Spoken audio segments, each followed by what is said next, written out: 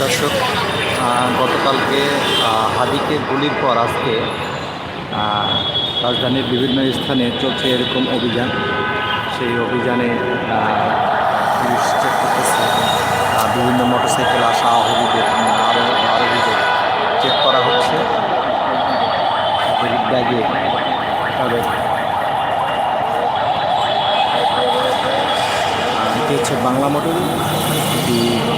এই সড়ক দিয়ে এই সড়কে কয়েকটি স্থানে আমি যতটুকু শুনতে পেরেছি চেকপোস্ট বসিয়েছে। তার মধ্যে হচ্ছে ফার্ম গেটে চেকপোস্ট আছে, এখানে বাংলা মোটরের চেকপোস্ট। এরপর সড়কের বিভিন্ন রাজধানীর বিভিন্ন স্থানে এরকম চেকপোস্ট আছে।